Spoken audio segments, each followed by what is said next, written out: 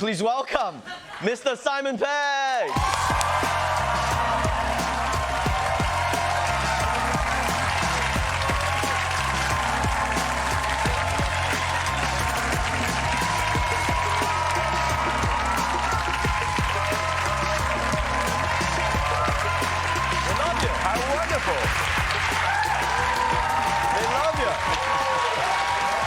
Thank you so much.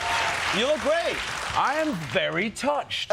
In a good way. Yeah, thanks for coming on the show. Oh, my pleasure. Always a pleasure. What's tougher, making the movie or doing the press afterwards, man? I've been on a press tour for 4 months. Yeah, I know. I don't know what day it is. I really don't know what day it is. All over the world, right? Yeah, we started in Tokyo, Seoul, Cannes, London, here. And this is my last engagement. What a way to end the tour. Oh, wow, thanks so much. Yeah. Thanks for coming. Yeah. My pleasure. Thank you so much. I want to talk about one thing, maybe the only thing we might have in common is you used to do the Edinburgh Fringe Festival. I did. Back in the day, live performer, doing stand-up comedy. Yeah. In these bars. I used to do the Edinburgh Festival too. Did you? Yeah. I was at the Underbelly. Did you hand out flyers all day long? All day long, you hand out flyers, begging people to come in to your show, and then maybe 3 people would come, and you're in this makeshift cave with like mold and asbestos, and you're doing comedy with 3 people, and then you go watch other people's shows, and you drink all night, and you wake up the next day and you do it all over. And you do it again, yeah. For like a month. It's like a month long. An amazing, amazing festival. Yeah. What's harder, that festival or Mission Impossible? Do you remember those Mission, I do. I did Edinburgh in '95, and I had a little show. I had my goldfish with me, and he was called Rover, and I would perform poetry on behalf of my goldfish Rover, who was a Marxist, and I actually would take the real fish with me. It took me like a year to realise I could just put a carrot in there and no one would know, you know. But yeah, it was great. And then as a result of that, I got a tour of Australia, and you know, it opens a lot of doors. Edinburgh, a lot of people are there. Right, and then you go from that Edinburgh, which I was also. But my point is, like, you're with your goldfish in this small little room in this closet, and then you're in Mission Impossible. Yeah, I mean, it was a little, you know, I mean, stuff along the way. Yeah, I did stand-up. I always wanted to be an actor. I did a stand-up coming out of university because it was a way to perform. I loved comedy, and I didn't have an agent, so stand-up was a great way to be the master of my own. Sure, not waiting for the phone to ring. Yeah. You can go then. And then through stand-up, I got into sort of sketch comedy, and then I wrote a sitcom with my friend Jessica, which Edgar Wright directed, called Spaced, and then Shaun of the Dead happened, and then...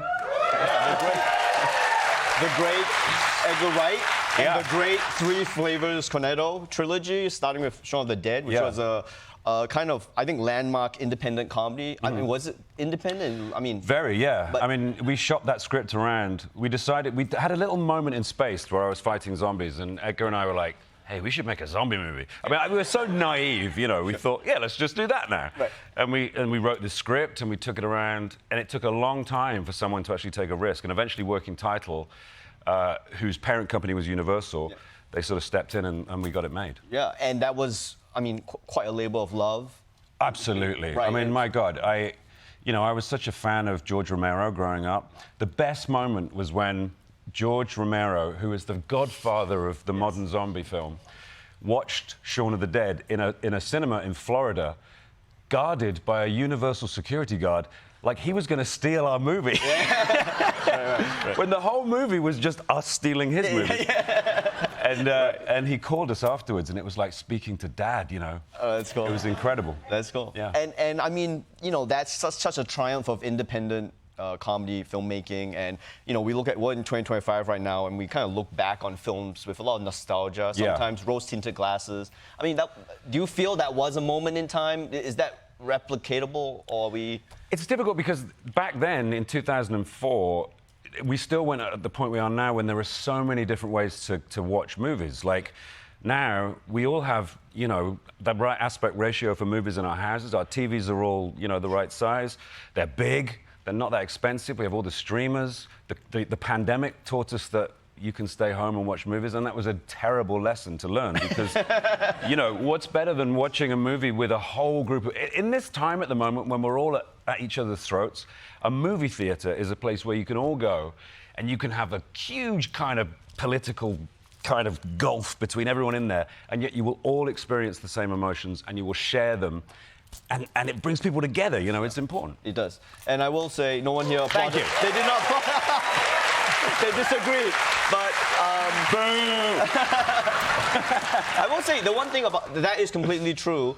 And all it takes is one really cool film to get people out again, and then you remember what it was like. Exactly. I forgot for a while until I went out to go watch a film again. I was like, oh yeah, this is great. This is a wonderful It's way thing better to than do. watching it on my toilet on the phone. You know? Mission Impossible on your toilet is just Never watch Mission Impossible on the your toilet. no. Although I would advise you being on a toilet watching this particular Mission Impossible because it does kind of edge of it. See, I don't know. You talk about security with George Romero. Yeah. Man, they're on me for this. I can't give away any spoiler. I'm scared to talk about this. So am I. Movie. Yeah. So I don't know what we can say about it other than Tom Cruise has a sniper on me 24/7. Right. In case I spoil the movie. I mean, I guess I'll keep talking until someone drags me away. I guess. But I mean, the movie is this current Mission Impossible, The Final Reckoning, Part 2, I guess. Yeah. Right. And it is. I mean, there's so many callbacks. It ties into all the movies. Yeah, previously. Chris McQuarrie, who's the director, did a really good job of sort of like gathering all 8 movies and kind of like making this one the culmination of all of them, you know? So every choice Ethan Hunt has made through all the years leads to this. My first scene in Mission Impossible 3, which I filmed 20 years ago this year, I extol the myth of this thing called the rabbit's foot. Yeah. And McHugh, you know, very artfully managed to pull all that into it, you know, and it makes the whole thing feel very contained and, you know, it feels like an end. I mean, it calls back to even the first Mission Impossible, which is pretty interesting. Yeah, Again, that knife. Well, can we even say? Yeah, we can say that because it's in the trailer. Anything in the trailer. I don't know what yeah, it calls like the first one, so it really ties in everything. Yeah. I mean, I got asked, like, when you're on, you know, Mission Impossible is kind of like the flagship movie franchise right now. When you're on it, is it, because you went, you know, you've not only seen Edinburgh, you've seen independent filmmaking. Yeah. When you're trying to get enough money to get a camera rolling. But at Mission Impossible, where it's just like, just take this money, just keep spending this money. Like, did you see did you see struggle on that, or it's just like whatever it takes to get this thing made? These 2 movies we were supposed to finish sooner, but then of course we had the pandemic, and then we had the writer's strike, and we were sort of, you know, it was a mission impossible, if you will, to get these films made. Right. But the eye of the storm is always the same. It's you, it's the actors, it's the camera crew, it's the sort of camera-adjacent departments, and it always feels the same. It's just everything that surrounds it gets bigger on big films. Like the sets get bigger, and Mission is all about practical. Like Tom does all of that stuff. Like, I mean, I watched it again the other night, and I'm just thinking, what? I know. You know, he's hanging off a biplane. How the what? Yeah, he's like zero gravity in between two. It looks like. But he's, you know, that's him. He'll risk his life for cinema. I won't risk my life for anything other than my daughter. I know, he really does risk it. And there's also something with Tom Cruise films lately, I think, that where he's really brought this like analog. I don't. Can you describe what that? You know, that love of movie making is, that he gets this look or this feel.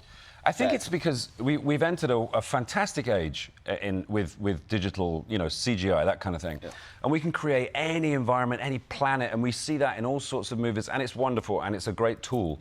But there is no substitute for seeing the actor playing the part, doing the crazy stuff, because that way the character never disappears. Like when you hand over to a stunt professional, it's about the stunt, and the character sort of disappears a little bit. But you can see there's a bit when he's trying to get into the back cockpit of this plane, and the wind hits him, and it just fills his head with air. Yeah. It's the most unflattering picture of Tom Cruise you will ever see. Right. He just goes... Right. But he does that, but he also stays in character, which is crazy, because he's hanging off a plane. I know. In Dead Reckoning, there's a bit when I'm in the car, as I'm always just telling him what to do, and he jumps off the cliff on a motorbike, and he's base jumping, he's free falling, and I say, "Are you on the train yet?" And he says, "I'm trying to get away from this mountain," and he delivers a joke in free fall, you know. with comedy timing. It's very impressive. Yeah, no, it is very cool. The movie is very cool.